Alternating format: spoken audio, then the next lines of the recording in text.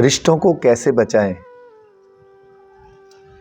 इस विषय पर हम बात कर रहे थे और ये मेरा तीसरा ब्लॉग है, एपिसोड है, जिसके अंदर मैं आपको आज बताने वाला हूँ कि 2 ब्लॉग देखने के बाद बहुत से लोगों के बच्चियों के कमेंट भी आए और मुझे फ़ोन भी आए और अब उन्हीं समस्याओं को लेकर मैं आपको थोड़ी छोटी-छोटी सी बातें बताने वाला हूँ।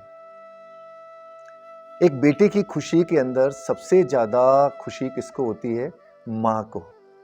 माँ को बहुत उत्साह होता है कि उसके बेटे की शादी हो जाए, घर में बहू आए, ज़िम्मेदारी संभाल ले और सारा कुछ बस उसको उसके रहते हुए बहू आ जाए और तो उसके सपने सच हो जाएँ।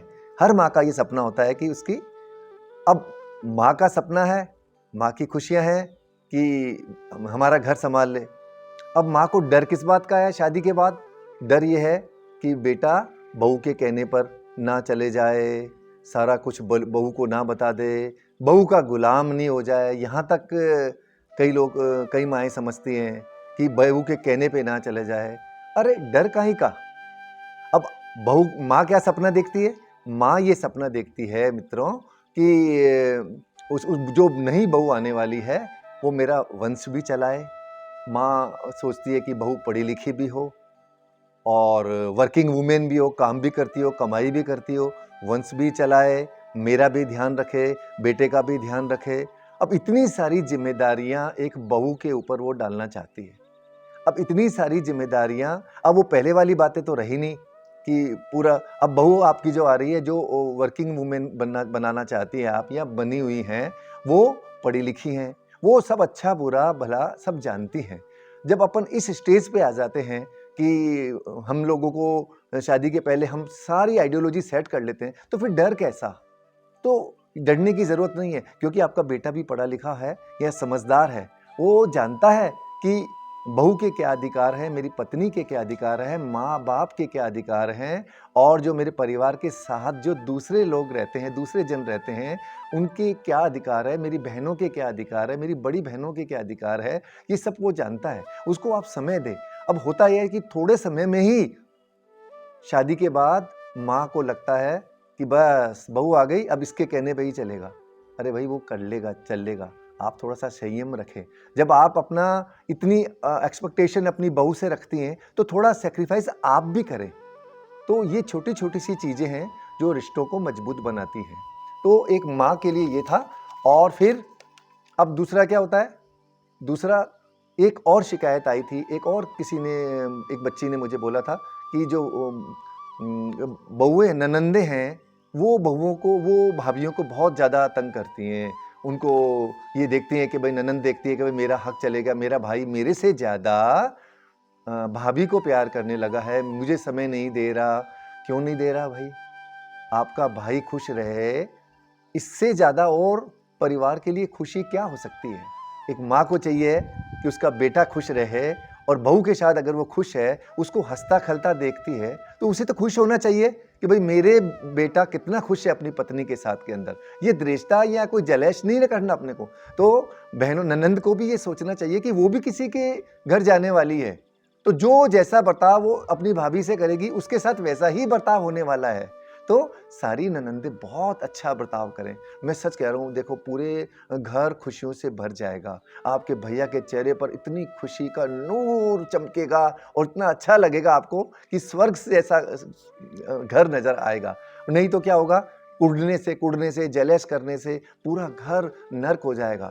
नर्क और स्वर्ग हमने देखा नहीं, हमारे घरों में ही है सब कुछ। तो सारी ननंदों से निवेदन है कि आप चाहे बड़ी हैं, चाहे छोटी हैं, अपने भाई की खुशी के अंदर शरीक हों, उसे समझाएँ, भाभी को अपनी सहेली, अपनी मित्र समझें और अपने मन की बात बोलें। डिटैच भैया के लिए क्या बनाऊँ मैं, भैया आपके लिए बना दूँ। अब जब उनकी भाभी आ गई, आपकी पत्नी आ गई भैया की, तो नेचुरली वो पूछेगी अब, तो थोड़ा-सा उस समय डिटैच हो जाएँ। अगर आप ज़्यादा उसमें अटैच रखेंगे, तो क्या होगा? आप परेशान होंगी। तो थोड़ा डिटैच और थोड़ा अटैच ये फ़ॉर्मूला रखें और ये पूरे परिवारजनों पर लागू होता है। समय दें, अटैच और डिटैच का फ़ॉर्मूला आपके रिश्तों को और मजबूत बनाता है। और मैं बहुओं से निवेदन करता हूँ कि आप अब शादी होकर आई हैं, थोड़ा-सा समय लगेगा, जैसे मैंने पिछले 2 ब्लॉग्स में बताया था, समय लगेगा। और मुझे एक शिकायत बहुत मिली है कि थोड़ी-थोड़ी सी बात पर बहुएँ गुस्सा गुस्सा हो जाती है, नाराज़गी हो जाती है और उसका परिणाम क्या होता है कि फटाफट पुलिस को बुला लेती हैं। देखो, ये रिश्ते बहुत नाज़ुक होते हैं। ये इनका समाधान ना तो पुलिस के ऊपर है, पुलिस के पास है, ना कोर्ट के पास में है। इसका समाधान आप स्वयं के पास में है। छोटी-छोटी सी बात पे पुलिस को बुलाकर सास-ससुर को प्रताड़ित करना कि मुझे ऐसा करती है, ननंद को प्रताड़ित करना, ये बहुत गलत बात है। अगर किसी समय आपकी छोटी-सी नाराज़गी है, मैं हमेशा कह रहा हूँ और मैं फिर अभी भी कह रहा हूँ कि थोड़ा-सा उसको समय दें। वक़्त बड़े से बड़े घाव भर देता है। तो आपको इतनी जल्दी पुलिस या शोर मचा के अड़ोसी-पड़ोसियों को बुलाकर अपने आप को भी और मैं एक चीज़ और शेयर करना चाहता हूँ, जिस परिवार की बदनामी होती है ना, तो ये मत भूलो कि आप भी उस परिवार की बहू हैं। आपकी भी बदनामी होगी। बंद मुट्ठी लाख की, खुल जाए तो खाक की। बस ये इसलिए इसमें जल्दबाजी नहीं करना चाहिए और जो बहू ये चाहती है कि मैं यहाँ रहना ही नहीं चाहती, मैं सच कह रहा हूँ उसको बहुत तकलीफ होगी। ये समाज हमारा इतना मजबूत नहीं है, इतने संस्कार हमारे इसमें नहीं है क्योंकि मैंने देखा है कि जो पत्नी घर छोड़कर अपने पियर आ जाती है या अपने पति से तलाक ले लेती है, मनचले हो, अनसोशल एलिमेंट्स हो, वो उसको बराबर उसका पीछा करते हैं, उसको तंग करते हैं और इसके कारण जहाँ वो लड़की अपने घर छोड़ के अपने माँ-बाप के पास में आती है, माँ-बाप को भी उसके हृदय में बहुत दुःख होता है और कहाँ-कहाँ तक प्रोटेक्शन मिलेगा उसको।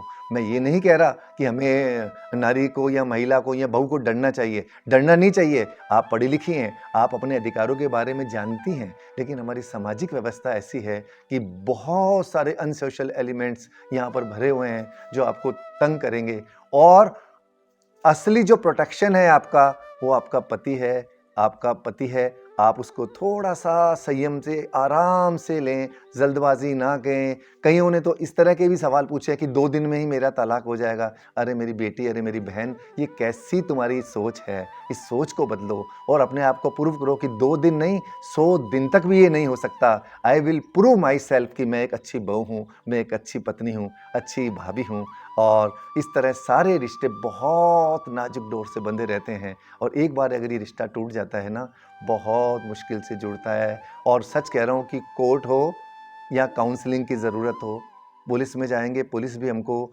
यही समझाएगी, काउंसलिंग करेगी, भई क्या बात है, कैसा है। कोर्ट भी जाएँगे तो तारीखों पर जा के फैमिली कोर्टों में जा जाके और मजिस्ट्रेट्स और सारे जजेस भी यही प्रयास करते हैं कि ये सामाजिक बंधन हमारा टूटे नहीं, ये रिश्ता अनमोल है। पहले फिर मैं कह रहा हूँ कि जॉइंट फैमिली में रहते थे, सब कुछ बहुत अच्छा होता था, हमारे बुजुर्ग समझा देते थे। अब ऐसी काउंसलिंग की ज़रूरत पड़ती है। मैं आपसे निवेदन करता हूँ कि मुझे आपको केवल ज्ञान देना या वो नहीं करना या किसी को हर्ट करना नहीं है। किसी बहू को, किसी पत्नी को, किसी बेटी को, किसी भाई को, किसी माँ-बाप को, सास-ससुर को, किसी को हर्ट करना नहीं है। शायद कुछ बात अगर आप ये वीडियो सुनेंगे तो ऐसा लगेगा कि सच तो है ही है इसमें कुछ। अगर आपको सच लगे और आपको लगे कि मेरे इस वीडियो सुनने से, शेयर करने से और लोगों तक भेजने से या जो परिवार ऐसा सफ़र कर रहे हैं, जहाँ पर थोड़ा-सा तनाव है, अगर आप उनको ये भेजेंगे तो वो राहत महसूस करेंगे और कहीं न कहीं इसके अंदर से अपना उपाय ढूँढेंगे। दोस्तों, ये आपको ये वीडियो अच्छी लगी हो तो आप अपने मित्रों को, रिश्तेदारों को ज़रूर भेजें ताकि उनका घर या उनका जो तनाव है वो कम हो सके और मेरा इस वीडियो बनाने का मकसद कामयाब हो जाए। बस यही आपसे रिक्वेस्ट है।